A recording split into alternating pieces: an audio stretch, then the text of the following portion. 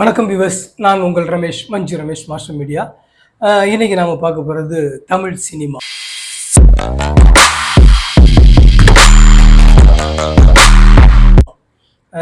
அதாவது இப்போ ஜனவரி 10 நம்ம ஃபேவரட் டைரக்டர் சங்கர் சாரோட கேம் சேஞ்சர் அந்த படம் வந்து ரிலீஸ்க்கு வருது. நல்லவன் எவனும் இல்லை, அவனை மாதிரி கெட்டவன் எவனும் இல்லை. அதாவது பொங்கலை முன்னிட்டு பொங்கலுக்கு ஒரு 4 டேஸ்க்கு முன்னாடியே வருது. கேம் சேஞ்சர் படம் வந்து கொஞ்சம் ஸ்பெஷல்.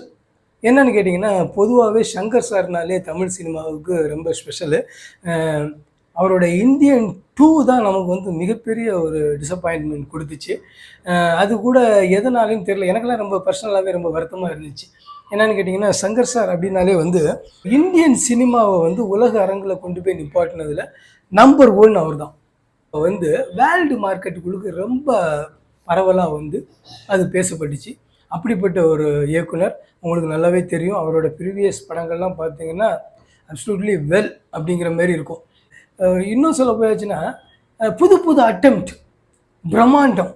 இப்போ நம்ம ராஜமௌலி எல்லாம் பார்த்தீங்கன்னா வந்து அவர் இவரோட ஒரு 10 அப்புறம் தான் வந்து ராஜமௌலி அவர் வந்து படமே பண்ண பெரிய பிரம்மாண்ட படங்களை வந்து எடுக்க ஆரம்பித்தார். அப்படின்னா இவர் எந்த அளவுக்கு சங்கர் சாரோட பிரம்மாண்டம் நமக்கு இந்தியா சினிமாவில் இருந்துச்சு அப்படிங்கிறத பார்த்துக்கலாம். ஆனால் அப்பேற்பட்ட சங்கர் சார் எங்கே கொஞ்சம் தடுமாறி போனார் அப்படின்னா இந்தியன் 2. எனக்கெல்லாம் வந்து இந்தியன் 2 பார்க்கும்போது இது சங்கர் சார் படமா அப்படிங்கிற மாதிரி ஆயிடுச்சு. ஆனால் இந்தியன் 2 படத்தை உண்மையில் நான் ரொம்ப எதிர்பார்த்தேன். ஏன்னா இந்தியன் 1 வந்து இன்னைக்கு வரைக்குமே என்னுடைய ரெஃபரன்ஸ் படம் அப்படிங்கிற மாதிரியே சொல்லுவேன். நிறைய பேர்கிட்ட சொல்லியிருக்கேன். அவ்வளோ பர்ஃபெக்டான ஒரு திரைக்கதை, அவ்வளோ பர்ஃபெக்டான காட்சி அமைப்புகள், அதில் எல்லாமே வந்து ரொம்ப பிரமாதமாக இருக்கும். இந்தியன் 1 வந்து சங்கர் சாரோட மாஸ்டர் பீஸ். அப்படி இருந்ததுனால இந்தியன் 2 வந்து அந்த கதைக்கு மேலே இருந்த நம்பிக்கையினால் பெருசாக எதிர்பார்த்தேன். ஆனால் இந்தியன் 2 உங்களுக்கே தெரியும். நான் விமர்சனம் சொல்லலை. ஏன்னா சங்கர் சார்னா அவர் வந்து பெரிய ஆள். அது நமக்கு ஒரு ஒரு குதிரை வந்து ரேஸில் ஓடும்போது, இதுக்கு முன்னாடி 10 தடவை ப்ரைஸ் வாங்கின ஒரு குதிரை ஒரு தடவை ரேஸில் ஓடும்போது ஏதோ ஒரு காரணத்தினால அது ஜெயிக்கலை அப்படிங்கிறதுக்காக வேண்டி நாம் வந்து அந்த குதிரையை வந்து ரொம்ப மட்டமாக சீப்பாலாம் நம்ம வந்து அதை விமர்சனம் பண்ணிட முடியாது. அந்த மாதிரி தான் சங்கர் சார். அதனால் legend. Game changer, Ram Charan, Dilraj sir producer.